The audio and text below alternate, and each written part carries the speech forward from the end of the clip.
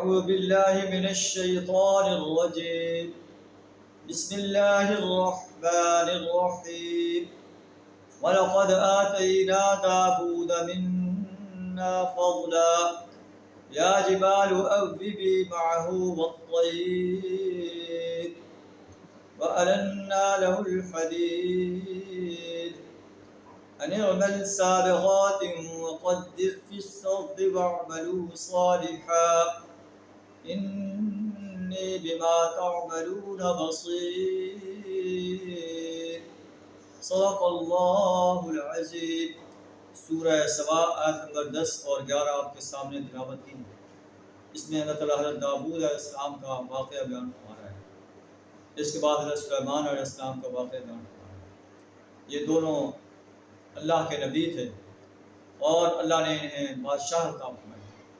کفار مکہ کو بتایا جا رہا ہے کہ اللہ نے انہیں نبوت اور بادشاہ عطا فرمائی.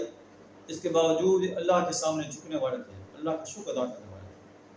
تم بھی اپنے سرداروں کو, اپنے ٹھاٹ باٹ کو اللہ کی بغاوت میں گزارنے کی بجائے اللہ کے شکر گزار بندے بن کر رہو. اگر بغاوت میں گزارو گے تو جہنم کا ایندھن بنو گے, اگر شکر گزار بن کے رہو گے تو جنت کے باغ ہیں. اب یہ تمہاری اپنی ڈسکریشن ہے کہ تم اپنے لیے کیا چیز پسند کرو. آیات کا ترجمہ کچھ اس طرح ہے. وَلَقَدْ آتَيْنَا دَاوُودَ مِنَّا فَضْلًا. ہم نے اپنی طرف سے داؤد کو بڑا فضل عطا فرمایا. ہم نے پہاڑوں کو حکم دیا أَوِّبِ مَعَهُ وَالطَّيْرِ کہ اس کے ساتھ اللہ کی تصویر میں ہم آہنگی اختیار کرو پہاڑوں کو اور بندوں کو. وَأَلَنَّا لَهُ الْحَدِيدَ.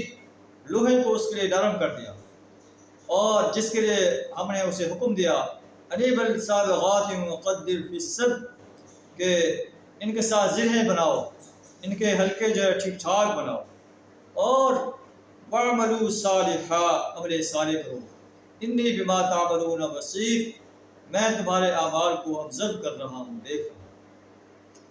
وَلِسُلَيْمَانَ الرِّيحَ غُدُوُّهَا شَهْرٌ وَرَوَاحُهَا شَهْرٌ. اور ہم نے سلیمان علیہ السلام کے لیے ہوا کو مسخر کر دیا جو صبح و شام جو ہے ایک ایک مہینے کا سفر طے کر لیتی تھی. ہم نے تانبے کا چشمہ اس کے لیے بہا دیا, جن نے اس کے تابع کر دیے. جو جن بھی اس سے سرکشی اختیار کرتا ہم اسے عذاب سعیر سے میں مبتلا کر دیتے. وہ اس کے لیے بڑی بڑی اونچی عمارتیں, بڑے بڑے مجسمے, بڑی بڑی جو ہے بڑے بڑے حوض اور دیگیں تیار کرتے.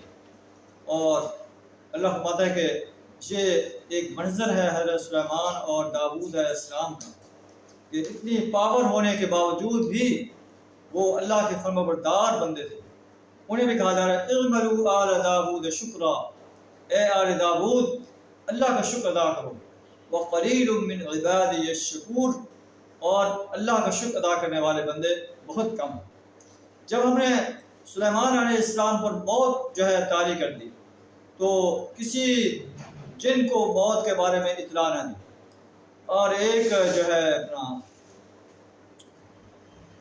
اس کا موت کا پتہ دینے والی ایک گھن تھی جو اس کے عصا کو کھا رہی تھی.